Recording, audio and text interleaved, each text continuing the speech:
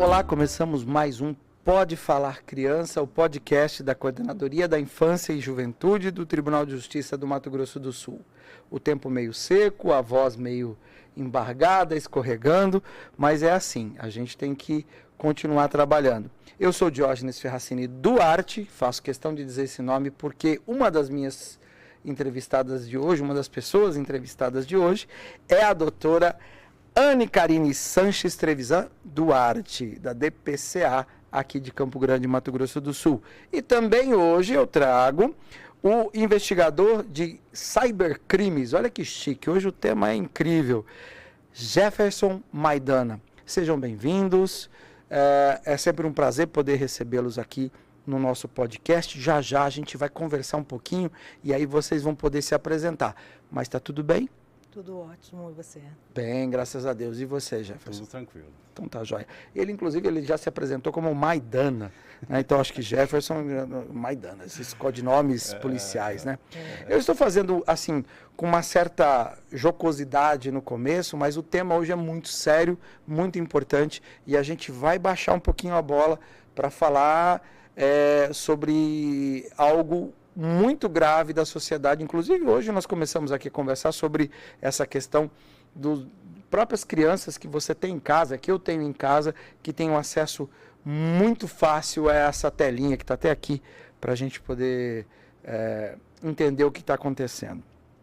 Hoje, como a gente já começou a dizer, nós vamos falar de cybercrimes. O que vem a ser cybercrimes? São os crimes que são cometidos através do espaço da internet, o espaço da rede mundial de computadores, através do que a gente chama da nuvem, né? Tem gente até que fala, nossa, o que é esse negócio de nuvem, né? Mas é o que nós vamos entender hoje. Nós vamos falar sobre cybercrimes, em especial contra crianças e adolescentes. É um problema que traz preocupações para os pais e prejudica o desenvolvimento psicológico das crianças e dos adolescentes. Eu vou lendo aqui para que você possa entender que monitorar a atividade digital de crianças e adolescentes é um desafio. Sem uma supervisão intensiva dos pais ou responsáveis, esse grupo fica mais exposto no ambiente virtual e se torna presa fácil para os cybercriminosos. A gente acha que é coisa de filme? Não é. É muito real, muito próximo. Inclusive, esses dias teve uma novela que mostrou algo sobre isso, de uma pessoa que usava aquelas inteligências artificiais para se parecer com uma menina, né? Mas, enfim, a última edição da pesquisa da TIC Kids Online Brasil, lançada pelo Comitê Gestor da Internet do Brasil, em agosto de 2022, aponta que o uso das redes sociais é a atividade que mais cresceu entre crianças e adolescentes de 9 a 17 anos no país em 2021. Alcançando 78% dos usuários da internet nessa faixa etária. Gente, muito bem. Nós temos, então, muitas dúvidas. Quais são os crimes que são cometidos? A internet é uma terra sem lei, a gente pode fazer qualquer coisa que ninguém vai pegar a gente. A legislação brasileira já está suficientemente adequada para isso? Protege os direitos das crianças ou não? Bom, tem tantas perguntas que hoje nós vamos falar com duas pessoas especializadas sobre isso. Bom, como eu já disse, vamos conhecer então os nossos convidados. Primeiro, a doutora Anne Carine, e eu vou dizer, melhor do que eu, posso dizer que ela é delegada da DPCA, ela é formada nisso, naquilo, mas melhor do que ela não existe ninguém para se apresentar. Doutora Anne Carine, mais uma vez, seja bem-vinda e fale quem é a senhora aqui dentro desse nosso universo. Obrigada pelo convite, Diógenes. Eu sou titular da Delegacia de Proteção à Criança e Adolescente, aqui de Campo Grande.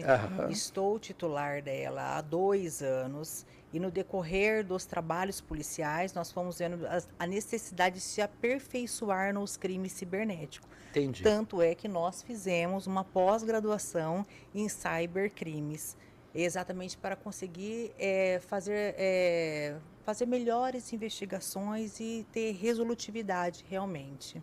Que legal. E aí, junto com a doutora Anne Carine, ela fez questão, ela falou, não, a gente vai falar sobre isso, eu vou levar um investigador que é da minha equipe, participa com a gente de todas as diligências, tem esse conhecimento, e eu vou falar junto junto com a doutora Anne, com o Jefferson Maidana, como a gente já falou o nome dele no começo, mas também vou pedir para ele se apresentar. Quem é você na fila do cybercrime, como diz? Nós temos um outro podcast em que a gente se apresenta de acordo com a região do país. Nós temos um que fala quem é você na fila do pão de queijo, quem é você na fila do tereré, que é no meu caso, que é aqui do Mato Grosso do Sul. Então, quem é você na fila do cybercrime? Conta pra gente. Boa tarde, Diógenes. Boa tarde. Parabéns a toda a equipe. Obrigado pela recepção. Meu nome é Jefferson Maidana, investigador de polícia, lotado há 8 anos na DPCA. Olha. Há 6 anos trabalhando na área de cybercrimes. E eu faço parte de um grupo, um núcleo de inteligência policial, qual é chefiado pela doutora Anne. E através desse núcleo a gente vem fazendo operações no âmbito estadual na repressão de cybercrimes, envolvendo a temática criança e adolescente. Olha só que interessante. Eu volto nesse assunto. A gente acha que é coisa de filme, de novela. E não é. Nós temos uma delegacia especializada, que é a DPCA, que eu falei, ela é para apurar e cuidar e garantir os direitos de crianças e adolescentes. E aí nós temos uma divisão dentro dela que é a de cybercrimes. E a gente acha que não é tão comum, é muito mais comum do que se parece. Claro que eu sou da internet ainda a lenha, do tempo da discada e tudo mais, a coisa lá naquela época ainda era muito. Agora que nós temos uma internet já que extrapolou a questão das digitações, é uma coisa de inteligência artificial, é muito mais acelerado e nós precisamos ter profissionais formados. Bom, e é isso, vamos direto para a pergunta. Doutora, conta pra gente então, o que é um cybercrime ou crimes cometidos em ambiente virtual? Então, são todos os crimes que ocorrem dentro da internet. E nós temos muitos crimes, tanto é que nós da DPCA, nós temos uma operação constante, chamada Operação Sentinela, no âmbito estadual, em que nós já tivemos mais de 80 buscas e apreensões. Nós já estamos na 19ª fase, de tanto que existe crimes, principalmente de material de pornografia infanto-juvenil, né, do armazenamento, de adquirir material, de produzir material de pornografia infanto-juvenil. Nós temos o cyberbullying agora. Aham. E o legislador está cada vez mais preocupado em realmente penalizar quem pratica crimes dentro do ambiente virtual. Entendi. Maidana, tem como fazer um rol, assim, mesmo que talvez muito simplório, desses cybercrimes que a gente tem? A grande incidência hoje na delegacia, nós temos o compartilhamento de material pornográfico infantil. Como a doutora já... Nós chamamos de conteúdo de abuso sexual infantil, em que a vítima ela compartilha fotos íntimas com o usuário que está do outro lado da tela. E esse material acaba caindo na rede. E às vezes chega até a Deep Web, a Dark Web, e aí acaba se perdendo. E a nossa função é chegar até esses predadores, que é o termo que a gente utiliza para o criminoso que se envolve nesse tipo de situação. Vamos anotar isso então. Então nós temos o compartilhamento de imagens que são imagens produzidas pelo próprio usuário. Por isso que nós falávamos antes do controle dos pais, né? De se cuidar do que está sendo feito dentro do quarto, muitas vezes, sozinho numa sala, deixa a criança em casa. Ela, de posse de um telefone e de uma manipulação desse predador, acaba produzindo material para que ele possa usufruir isso. E nem sempre é somente porque ele é ou uma prevenção sexual, ou alguma coisa nesse sentido. Mas é para produzir dinheiro mesmo, né? Para vender, né? E além desse, que mais que a gente pode encontrar? Você agora há pouco falou sobre a novela que abordou uma situação semelhante. Uhum.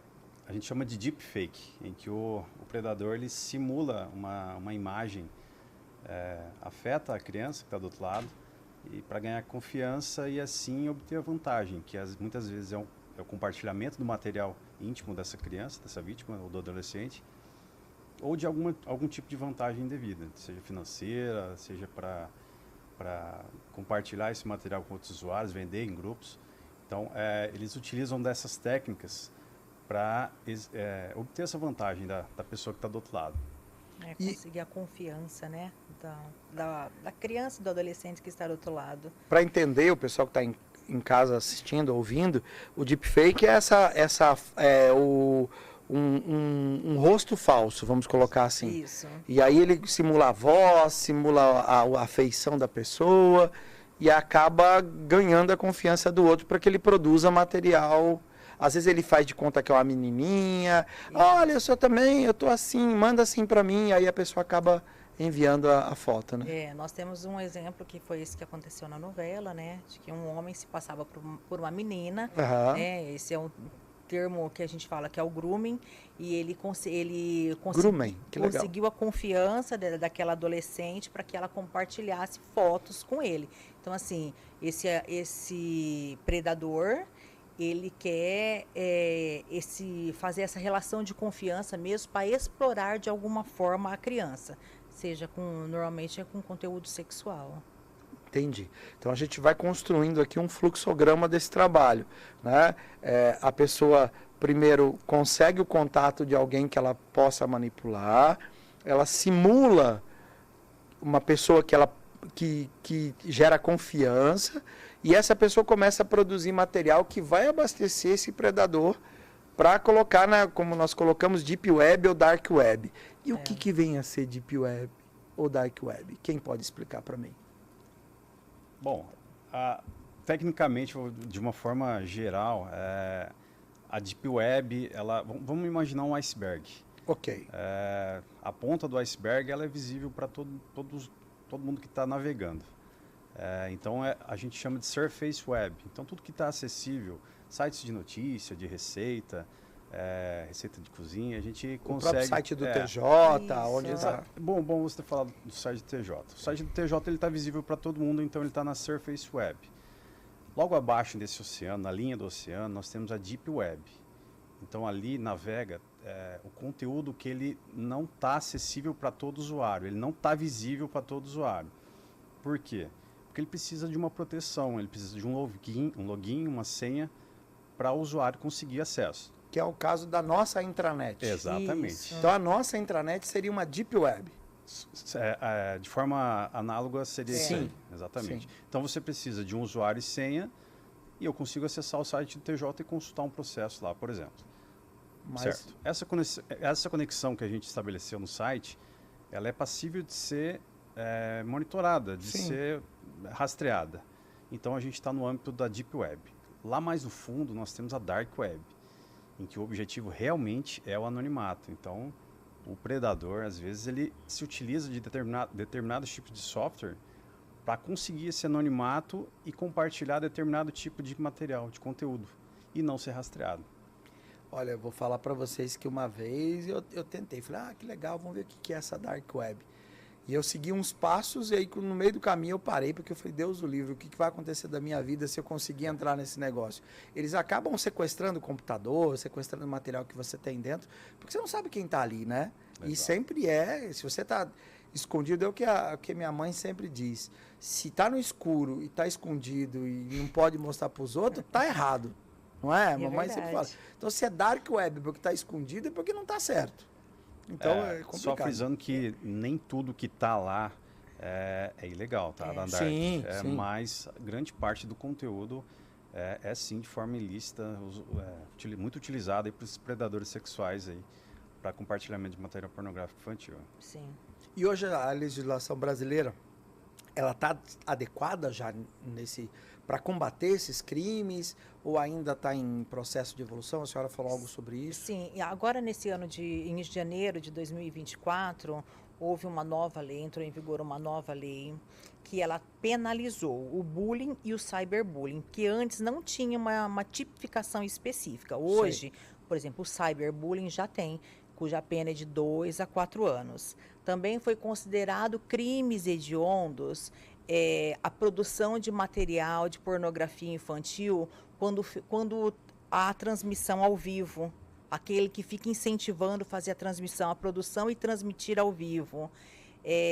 O compartilhamento também, o armazenamento também na mesma situação. E a instigação, auxílio ao suicídio e a automutilação para quando também é feito, né, a pessoa está incitando a que seja feito ao vivo. Entendi. A pessoa se automutilar. Então, assim, passou a ser crime hediondo. Antes não era. Então, assim, tem um rigor maior na penalização. Então, assim, eu afirmo que sim, o legislador está preocupado, ele está atento com a modificação, está atento com o uso de crianças e adolescentes da internet e a necessidade de protegê-los ainda mais. Entendi. Isso é muito importante, né? Essa questão da proteção. Mas a gente está ouvindo falar que a lei está andando, está tudo certinho. Tá legal, mas eu preciso pegar o cara que está fazendo isso, ou a pessoa, ou a mulher, às vezes, porque a gente sempre coloca um homem, mas isso aí não tem gênero, né? Que está produzindo esse tipo de crime, que está cometendo esse crime. Como é que funciona essa investigação? Como que eu chego lá? Essa pessoa, você mencionou agorinha que você pode ir para o dark web, lá o anonimato talvez é conseguido e tal. É garantido esse anonimato? Como é que a coisa funciona? Sei que não pode entregar muita coisa aqui, né? Você não pode entregar o peixe, o doce para o bandido, não, porque... se eu ensinar como é que ele burla, complica.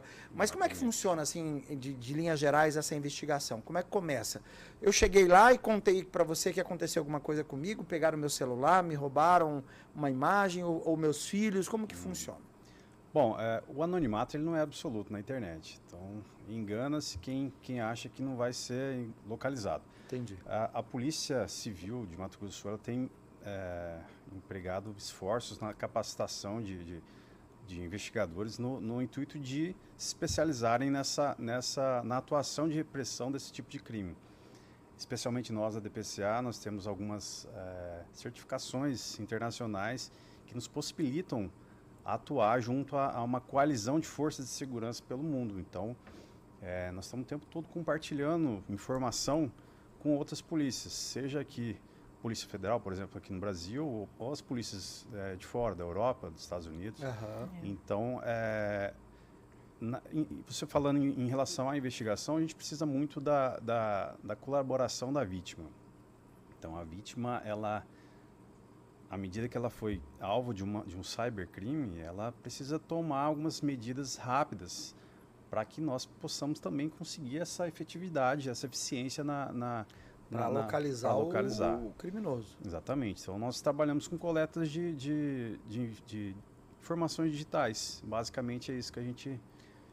Evidências digitais, no caso. Fui alvo de um crime. Eu tenho que pegar meu celular, levar imediatamente para a delegacia e dizer, olha, através desse celular eu tive contato com uma pessoa que pegou minhas fotos, ou eu mandei a foto para ela pelo WhatsApp ou por um e-mail, seria mais ou menos nesse sentido. Já leva, entrega na mão dos policiais, que aí eles vão saber, os investigadores, os caminhos para tirar o traço para onde ele andou na internet, o caminho. Gente, porque eu vou falar até uma coisa, assim, eu estava vendo esses dias, mas eu já estava vendo esse vídeo, mas eu já tinha visto essa informação e já tinha utilizado. Quando você compra um celular novo, você aceita muita coisa sem saber o que você está aceitando. E eu fui procurar lá naquele Google, MySpace do Google e tal. Tem coisa que eu estive em 2005, quando começamos com o Android, que começou o Google, dizendo onde eu estava, a hora que eu estava, o que eu estava fazendo. Como é que ele sabe? Eu dei permissão para isso. Eu fui aceitando os comandinhos que ele foi dando. E aí você encontra lá os passos, né? Eu lá em 2017 estava em Fortaleza, no Encontro Nacional de Adoção, no horário tal, estava em tal lugar. Tá tudo lá. Então, eu imagino que com essas informações, vocês, policiais, com as tecnologias, com o material todo que vocês têm, que é essa cooperação internacional, vocês conseguem, em parte, rastrear esse criminoso, não é? Não é mais ou menos assim que funciona? Mais ou menos isso. Combinando lógico, com a informação que a vítima nos traz, para que a gente possa atuar de forma mais célere, né? Entendi. Quanto antes a vítima, assim que possível e o mais rápido possível, ela procura uma delegacia, leva o aparelho, não quer dizer que o aparelho vai ficar apreendido, mas ali nós vamos conseguir identificar o início de uma investigação. Então, nós precisamos da colaboração da vítima. É claro que nós temos situações em que a vítima ela não quis ser vítima, ela não compartilhou foto, Entendi. ela não teve as fotos subtraídas, mas, por exemplo, no crime de produção de material de pornografia infantil, em que, de fato, aquela criança, aquele adolescente, ele foi abusado, foi estuprado e foi para a rede, né? Então, assim, ela não teve a intenção, ela não tem como nos ajudar. Mas nós temos várias formas de investigar para identificar essa pessoa que está produzindo, que está compartilhando, que está armazenando. E qual o perfil dessas pessoas, em tese? Ele não tem um perfil específico, o autor desse tipo de crime não tem um perfil específico. Nós sabemos que, assim, das vítimas conhecidas que levam até a delegacia, nós sabemos que são pessoas que acabam, assim, fazendo esse contato, tem uma facilidade de se aproximar daquela vítima. Então, acaba conseguindo esse contato para que ela troque fotos com ele ou forneça dados dela. Aham. Mas não tem um perfil. Ele procura seduzir, é como se ele fosse um estelionatário. E aí, então, a gente tem um universo grande de pessoas que você não pode dizer, é sempre um homem, Não. na faixa dos 50 anos, que não tem. Não tem, pode ser uma mulher. E pode ser um adolescente. Pode ser. Temos muitos casos. É. E aí, a nossa legislação diz que ele tem que ser tratado diferentemente em termos de crime, né? Mas ele comete o crime tanto quanto um adulto também, né? Nessa condição. Que coisa. E a gente fica aqui pensando, porque quando falou de cyberbullying, conta pra gente o que é, antes da gente continuar nesse assunto, eu queria lembrar, porque tem a questão do bullying mesmo, de a gente tratar uma pessoa de um jeito diferente dentro da escola, muitas vezes discriminar pela cor, pelo sexo, pela raça, e cria toda uma série de coisas. E isso acontece na internet também, por isso que é cyber. Como que funciona isso? Isso.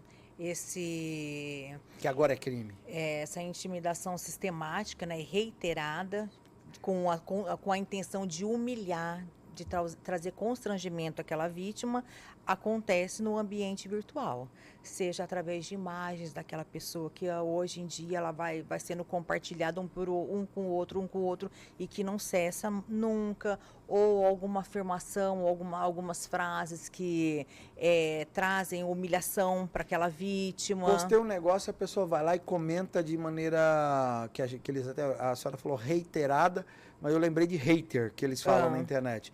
Comenta com ódio ali. Aí, não sei o que, comenta de novo e tal. Isso seria um bullying ou um cyberbullying? Sim, seria um cyberbullying. E hoje é crime. Hoje é crime. E nós conseguimos identificar quem é que está fazendo esses tipos de humilhações. Nós conseguimos, tá? É possível identificar, porque assim, ninguém fica no anonimato. Olha, isso é uma informação importante para você que está em casa, que às vezes fala, eu vou comentar aqui que eu não gostei dessa postagem da pessoa, e às vezes comenta de uma maneira agressiva, reiterada, né? Porque o bullying não é só uma frase que você disse, mas você constantemente está ali humilhando a outra pessoa. Aí você acha que você está livre e não, eu tô aqui dentro da internet, eu coloquei meu nome lá como AF32456, e é isso aí não, vai acabar achando quem é o dono desse nickname, né, desse login. Interessante. E o comportamento das crianças hoje mudou? Eu tava falando da minha neta aqui, que é uma figura de 2 anos e meio, e ela, o celular dela já assim, procurando os vídeos e já liga para alguém, já conversa. E o comportamento deles mudou também, dessas crianças? Ou eu acho que evoluiu junto com a internet, né? Evoluiu junto com a internet, principalmente depois, né, da pandemia, que muita gente ficou utilizando muito as redes sociais. Só que, infelizmente, muitos pais, muitos responsáveis não acompanharam a fiscalização. Então, deixaram com que eles lidassem com qualquer tipo de pessoas. Por exemplo, antigamente tinha-se medo das crianças estarem fora de casa, que poderia acontecer alguma coisa. Não, hoje, se eles estiverem dentro de casa, eles não estão correndo risco. Não, ao contrário. Se seu filho estiver muito quieto dentro do quarto, vai olhar, começa a monitorar, pede para ver celular, o que ele está jogando. Porque em jogos, né, existem bate-papos. E às vezes ele está conversando, está jogando com alguém, achando que é um adolescente, que na verdade é um adulto, está querendo criar essa confiança para depois ou ameaçá-lo, ou exigir fotos e assim vai. Então, assim, os pais precisam monitorar o que seus filhos estão fazendo na internet. Mas não é invasão de privacidade que eu já vi adolescente gritar para pai e mãe? Não, eu falo isso porque eu já vi. É invasão de privacidade, é o meu celular. Eu sei, porque eu entendo um pouco de tecnologia, mas talvez você em casa não saiba. Você tem como até no seu roteador em casa colocar filtros ali e deixar algumas coisas proibidas dentro do roteador da internet da sua casa. O telefone colocar controle dos pais, o teu telefone controlar o telefone dos seus filhos.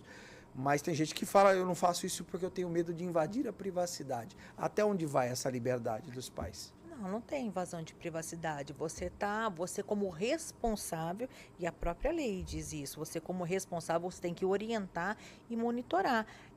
Precisa ter diálogo. Muitas pessoas não têm diálogo com seus filhos em casa, orientando o que pode e o que não pode. Então, assim, tem que haver esse diálogo para eu permitir o que vai ver, com quem vai conversar. E existem inúmeras ferramentas para proteger também os menores, as crianças, né, que estão usando a internet. Exatamente. Dentre as principais ferramentas, já que nós estamos falando de aparelho de celular... Inclusive a nossa voz da consciência falou aqui no ouvido, vai para a pergunta 15 para o Jefferson Maidana, que é sobre isso. Jefferson, que ferramentas e controles parentais estão disponíveis para filtrar e bloquear o conteúdo impróprio? A gente faz aqui de acordo com o que manda o nosso diretor. Exatamente. Já que a gente está falando de aparelho de celular, nada melhor do que falar sobre os aplicativos de controle parental. Hoje nós temos os aparelhos com sistemas operacionais Android e os iOS, no caso Apple e os aparelhos da Android, como eu falei.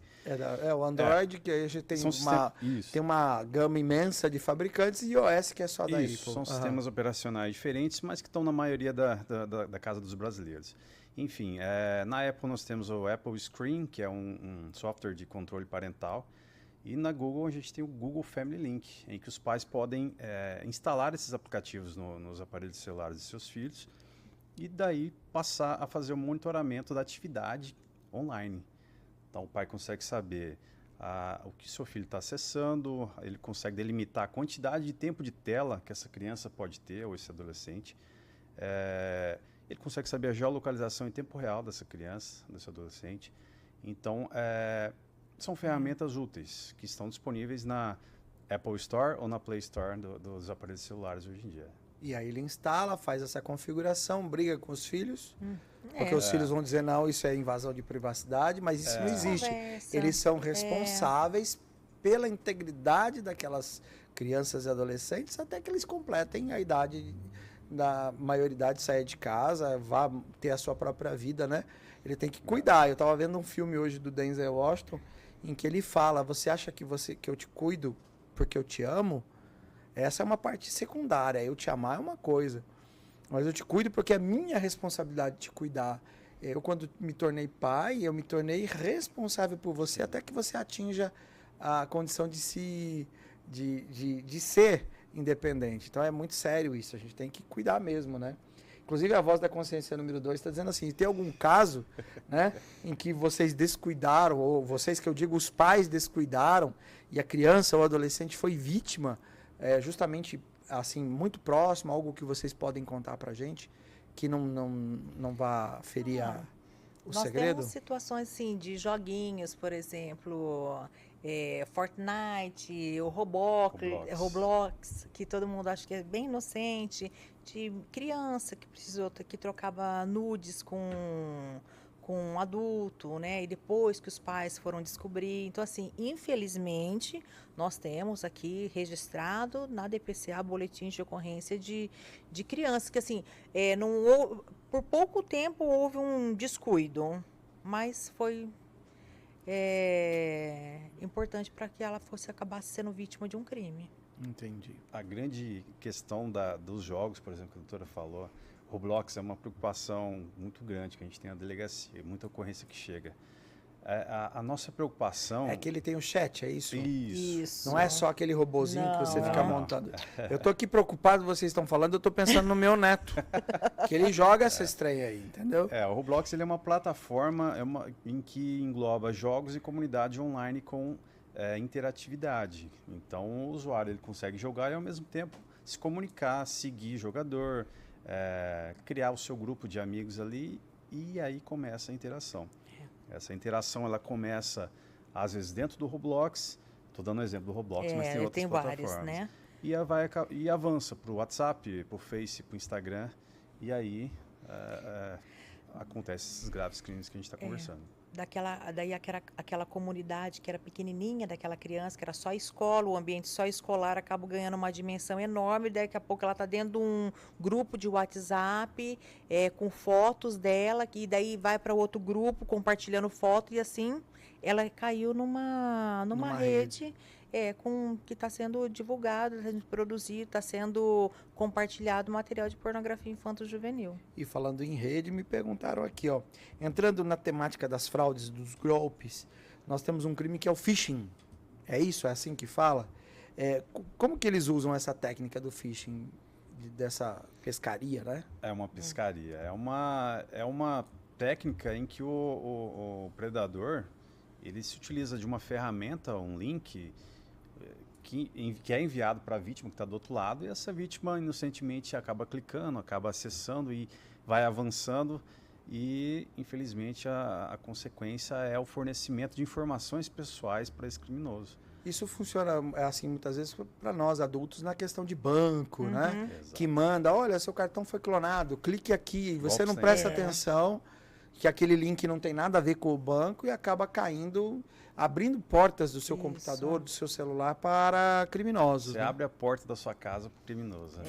Basicamente, é isso aí que acontece. E nesses crimes que vocês narraram, chegaram a algumas dessas crianças que nós tivemos aqui a encontrar pessoalmente com o criminoso, aí descobre que aquele criminoso não é aquela pessoa que eles esperavam, acaba tendo um abuso sexual efetivo, ou ainda fica muito mais na questão do cyber do que no real?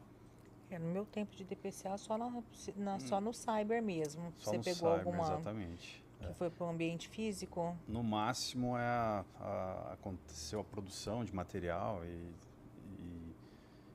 eu lembro de um caso que o predador ele fez a engenharia social, que é esse estudo da vida da vítima nas redes sociais. Ele sabe a escola, sabe... eu sou amigo do seu pai, o seu pai trabalha em tal lugar, eu trabalho com ele em tal lugar. Quer dizer, ele cria... Essas informações, vamos pontuar aqui, que a maioria dos usuários deixam visíveis na conta, na conta pessoal do Facebook. Aí o pai publica uma selfie na frente da escola do filho, aí ele faz um check-in na sorveteria lá no centro, aí ele fala que ele torce pro Flamengo. E essas informações elas são reunidas, são analisadas pelo predador e são utilizadas para convencer, para a gente cair no grooming de novo. E aí a gente cai nesse caso que a gente investigou, em que o predador ele forçou a vítima a introduzir o dedo na vagina, por exemplo. Entendi. Então, isso em tempo real, ele fazendo o vídeo disso, gravando isso. Isso. E foi usando essas informações para forçar a vítima a manipular o próprio corpo. E aí esse forçar muitas vezes é com ameaça, né? A grande maioria das vezes. Sim. Olha, já que você me mandou uma foto, eu vou espalhar no grupo do WhatsApp, você faz o resto para mim. Já que eu sei que seu pai trabalha em tal lugar, ele vai morrer se você não fizer isso para mim. Para ser bem real mesmo, o pessoal está em casa, alguns estão nos ouvindo e não estão nos vendo, né? Porque o nosso podcast tem os dois formatos, áudio e vídeo, mas é bem por aí, então, que existe esse crime. Gente, não é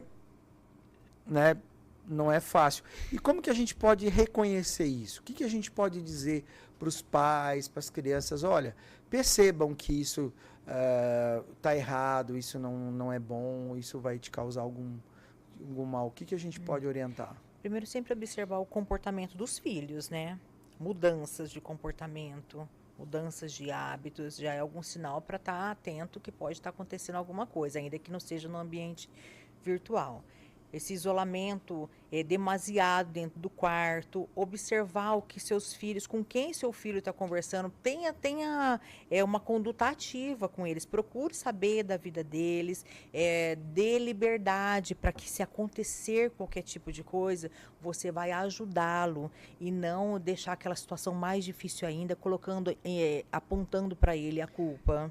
Eu até vou interromper a senhora porque me lembra algumas coisas que a gente foi aprendendo ao longo da vida com os pais da gente, com a família, que é justamente isso, dar liberdade para o filho entender que você não vai culpá-lo, não vai transformar a criança em criminoso. Isso. Ah, você fez isso porque você está errado, porque você é isso, você é aquilo outro. Não, ela tem que ser protegida, então ela tem que entender que o pai, a mãe, o responsável que está ali por ele, seria o primeiro porto seguro dele, né? Tem que ser quem vai acolhê-lo. Ah, legal. E também que a criança e o adolescente entenda que todas essas ameaças que são feitas com ele, que eu vou matar o seu pai, eu vou matar sua mãe, eu vou espalhar na rede, isso aí na maioria das vezes não é verdade. Então ele faz isso porque ele quer conseguir o intuito dele, né, de conseguir fotos, de explorar, de ter o abuso sexual daquela criança. Então, assim, pai e mãe responsável, oriente sempre seus filhos para tomar cuidado com quem conversa, porque às vezes quem parece ser uma pessoa não é de verdade aquela que está se passando. Às vezes é um criminoso que está ali, é um predador. E acho que tem essa questão de conversar. Hoje nós delegamos o cuidado das nossas crianças à tela, acho que vem daquela questão da pandemia, não tinha outra coisa para fazer, vamos ficar em casa, vamos começar a navegar na internet, vamos ver quem que está disponível. E aí você delega, né? Mas aí você não senta para conversar, olha, como é que foi seu dia, o que, que aconteceu, conta para mim. E aí essa proximidade dos pais responsáveis dessas crianças e adolescentes vai trazer essa confiança para ela abrir o jogo, né?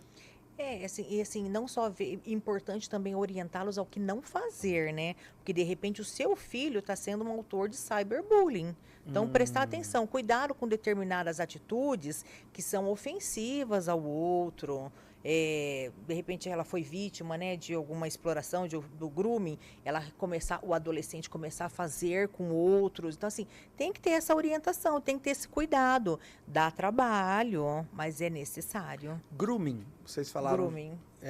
2, 3 vezes, já me explicaram o que era, mas vamos trazer de volta esse conceito? Quem que é, o que é o grooming? O grooming é uma ação ou é uma pessoa? O grooming é uma ação. Uma ação. Uma técnica utilizada pelo predador para adquirir a confiança da vítima e assim obter a vantagem que ele quer, seja material pornográfico infantil, seja uma vantagem financeira. Então, como a gente estava conversando agora há pouco, ele se utiliza de diversas artimanhas. A engenharia social, como a gente estava falando também, são as informações disponíveis dessa vítima em redes sociais. Então, são informações abertas, não protegidas, que estão disponíveis e que podem ser utilizadas dentro do contexto do grooming para conseguir essa vantagem devida. E ele, assim, nem sempre ele está do lado da tua casa, né? Às vezes ele está em outro país, por isso que eu vou matar. Não é bem assim, ele não tem nem acesso à família, não sabe nem onde é efetivamente. Não sabe. Às vezes Esse golpe é só para poder ganhar a confiança e obrigar a cumprir o que ele pede sob ameaça. Exatamente.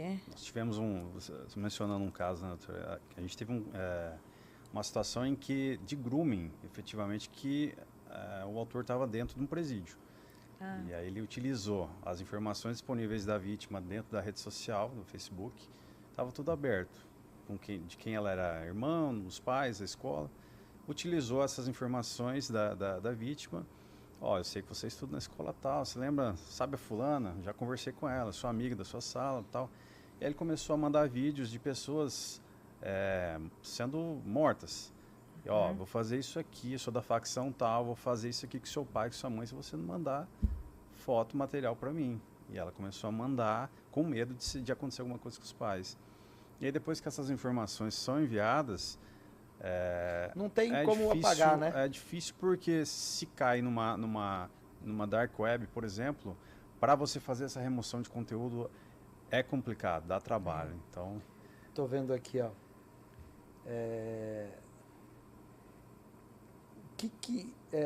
O grooming, ele é penalizado também, não?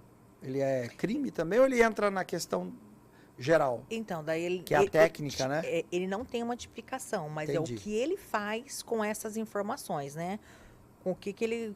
Se ele tiver conseguindo fazer a produção do material, ele vai cair no artigo 240 do ECA. Se ele começar a armazenar no 241B e assim sucessivamente.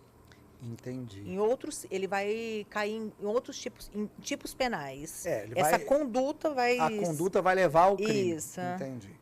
Ela é uma ferramenta para que ele cometa o crime. É bem entendido. E aqueles pais que não têm tanto conhecimento de internet, o que ele pode fazer?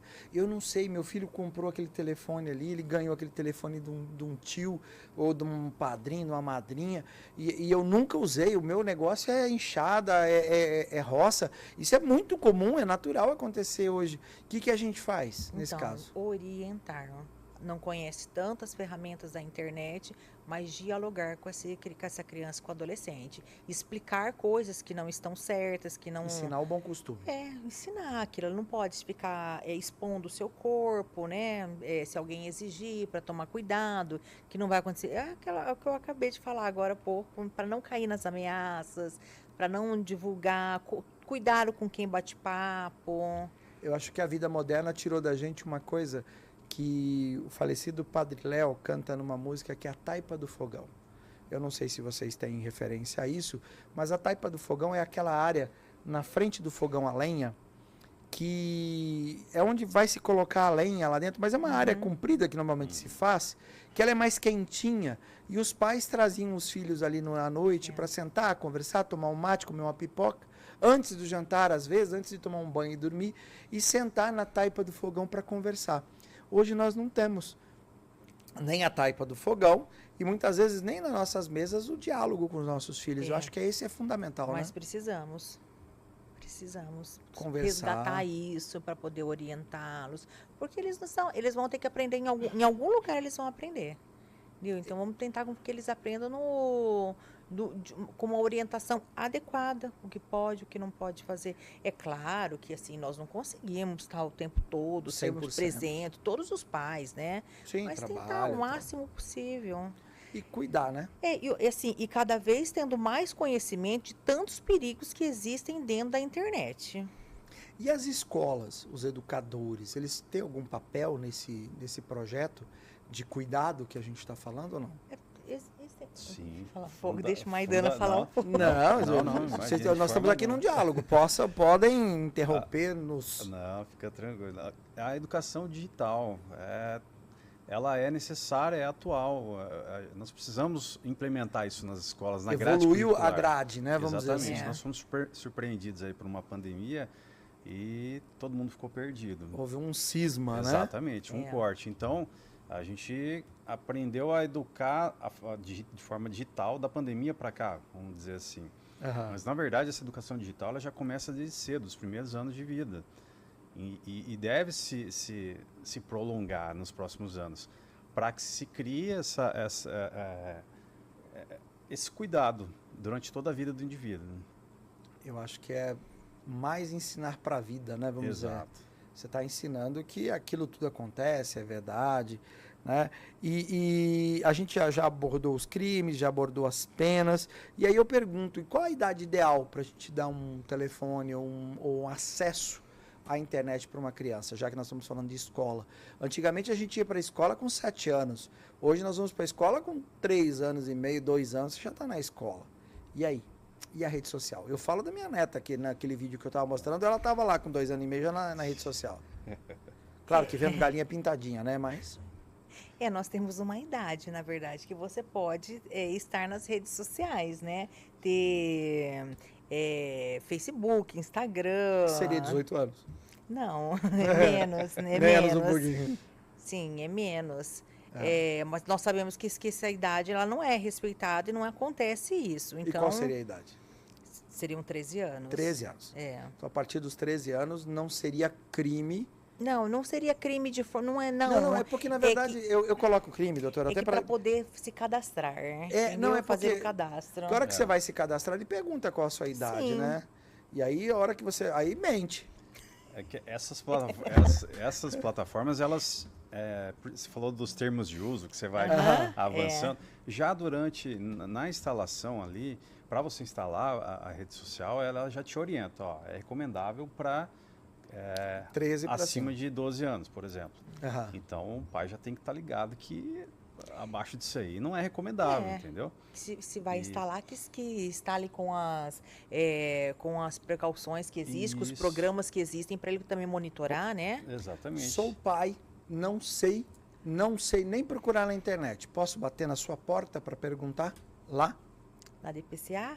Claro, nós estamos à disposição para auxiliar. Nós lançamos uma cartilha no ano passado, que está no site da Polícia Civil. Nós vamos compartilhar o QR Code. Vamos colocar aqui nesse vídeo. Porque ele é muito simples, ele explica passo a passo das coisas, explica quais são os crimes, assim, ele é voltado mesmo para o público adolescente, para a criança, para os pais que não têm tanto conhecimento, para orientar mesmo, para auxiliar a que seus filhos sejam menos vítimas.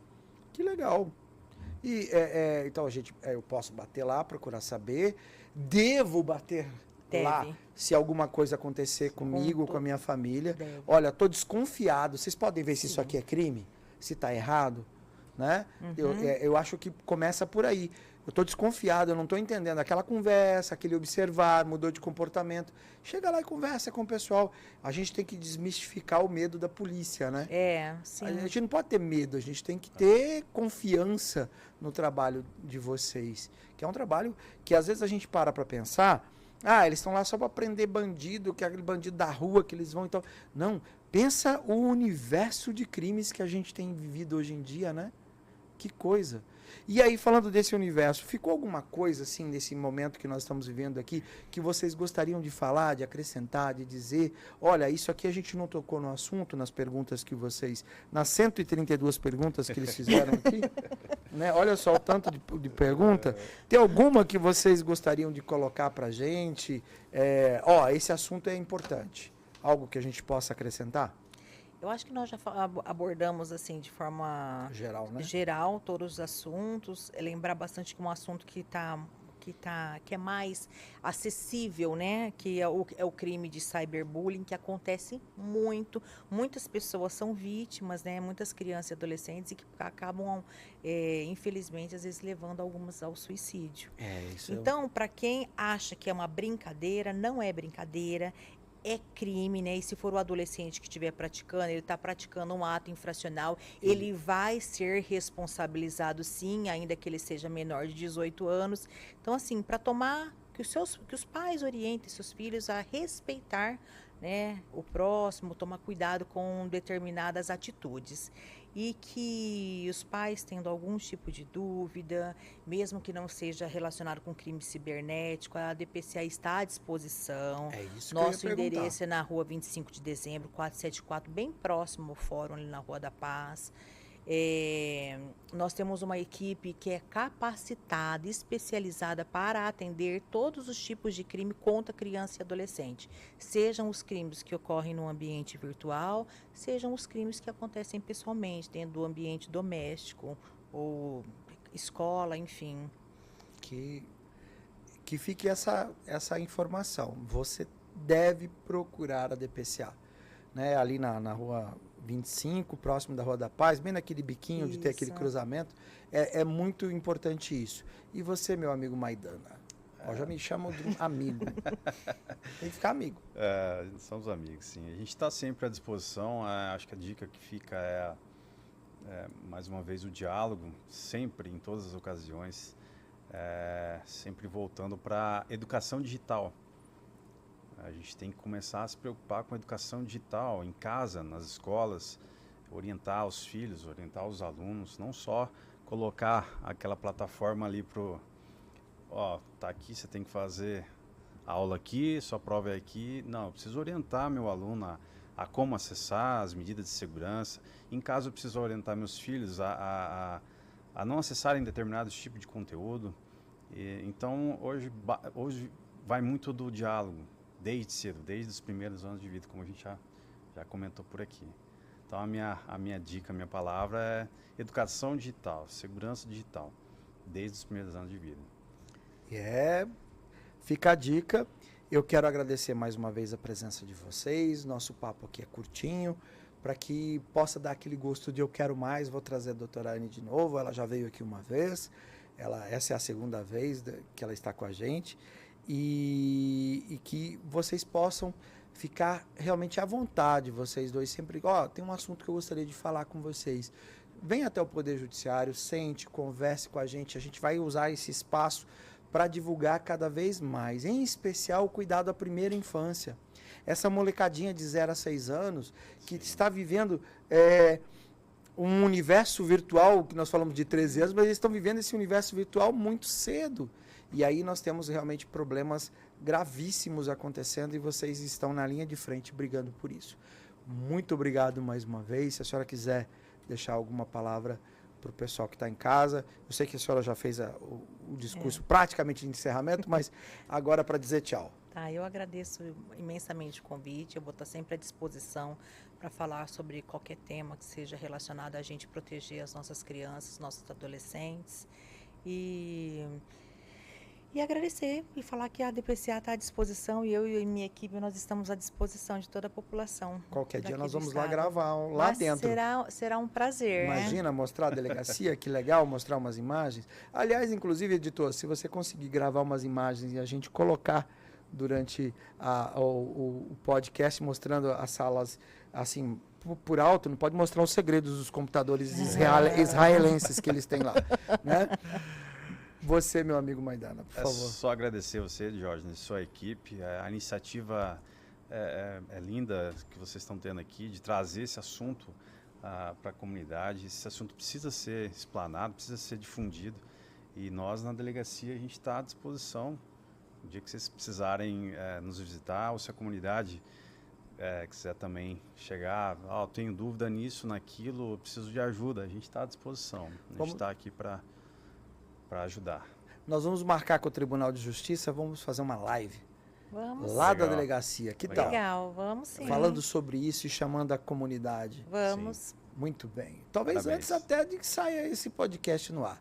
E você, muito obrigado mais uma vez por participar conosco do Pode Falar Criança, que é um podcast da Coordenadoria da Infância e Juventude do Tribunal de Justiça do Mato Grosso do Sul, voltado justamente para esses assuntos de importância relevante para a nossa criança, o nosso adolescente, a nossa família e a nossa sociedade como um todo.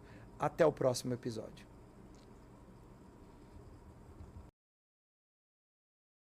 Esse foi mais um episódio do podcast Pode Falar Criança, uma realização da Coordenadoria da Infância e da Juventude do Tribunal de Justiça de Mato Grosso do Sul.